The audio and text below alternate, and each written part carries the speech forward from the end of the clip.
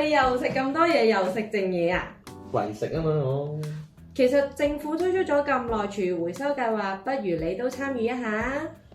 唔啦，又要行落街，又麻煩，又唔知有啲咩得着，唔做啦。你食咁多嘢啊，其實你咪當行下散個步咯，又可以儲積分，又可以換禮物，仲可以為環保出一分力，不如你都試下啦。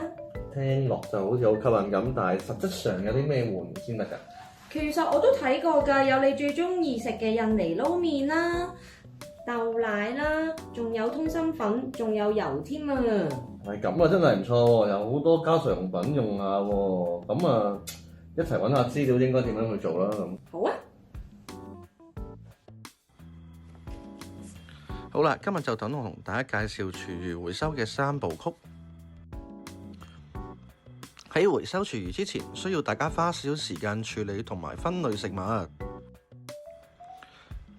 首先會係先分類，亦即係分類出可以回收嘅廚餘。簡單啲嚟講，其實生同埋熟嘅食物都可以作為廚餘回收㗎。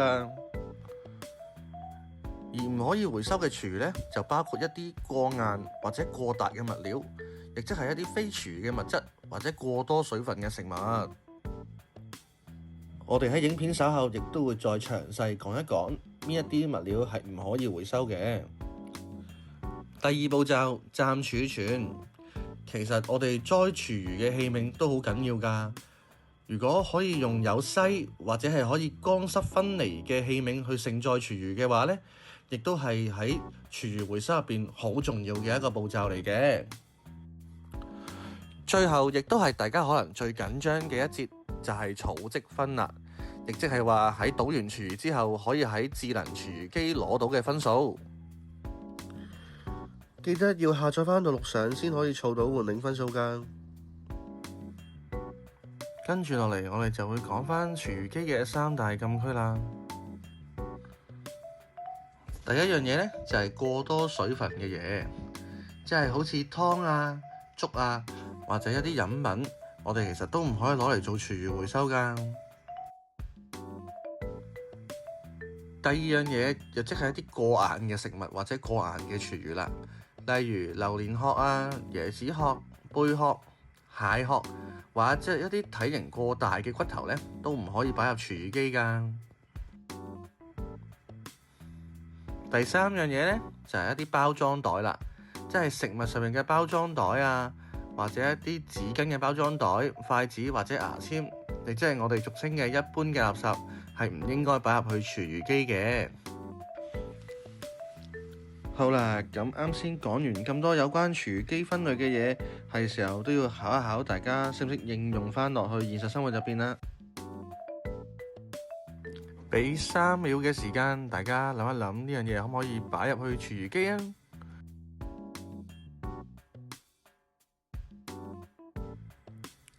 答案係唔可以啊，因為佢係一碗粥，水分太多，係唔可以擺入廚餘機嘅。好啦，而家嚟到第2題，又再俾3秒大家諗一諗呢一個可唔可以擺入廚餘機？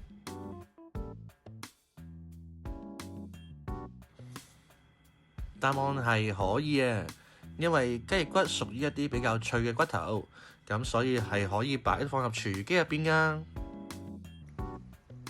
另外，大家都可以參考下以上呢張圖，可以分別到有啲咩可以擺入廚餘機入邊嘅。好啦，而家我哋就可以出發去處理廚餘啦。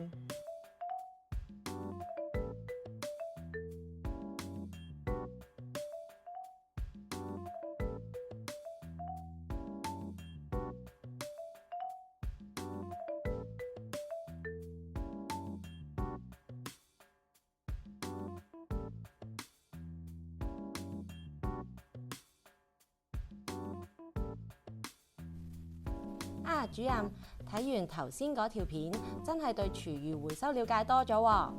係啊，咁大家記得以後要多啲支持環保，同埋做多啲廚餘回收啦。係啦，咁鍾意我哋呢條片嘅話咧，都可以 like、share 同埋 subscribe。